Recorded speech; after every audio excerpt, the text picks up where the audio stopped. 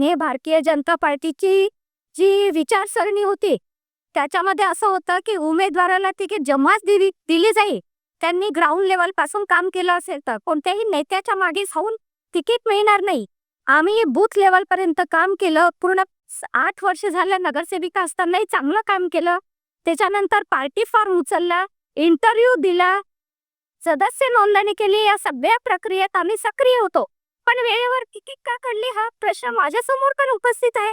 Corona काळामध्ये माझ्या मिस्टरांनी म्हणजे डॉक्टर बुतरांनी अहोरात्र प्रयत्न करून आपल्या जीवावर संकट ओढून आम्हाला काय नुकसान झालं हे पाचीला सुद्धा माहित आहे. त्यांची सुद्धा कदर घेतली नाही. पाचीने हा अन्याय माझ्यावर का केला याच्या प्रश्नाचं उत्तर मला पण पार्टीकडनं पाहिजे आहे.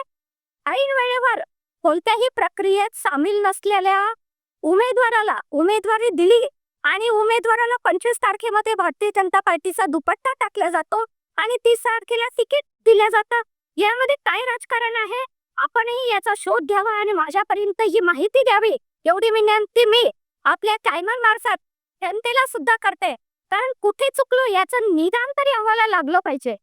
काय घडलं कसं घडलं हे आम्हाला सुद्धा माहीत पडलं तर आम्ही कुठे चुकलो याची नक्कीच आम्ही विचारपूस करण्याचा आमचा अधिकार आहे आणि तो पार्टीने आम्हाला द्यावा. निष्ठावंतावर असा अन्याय झाला तर कुठेतरी येणारा काळ हा निष्ठावंत भारतीय जनता पार्टीला निष्ठावंत काय करता मिळणं कठीण होईल असं माझं मत आहे. त्यामुळे आपण यावर नक्कीच विचार करून याचं उत्तर मला द्यावं एवढी विनंती आपल्याला करतो.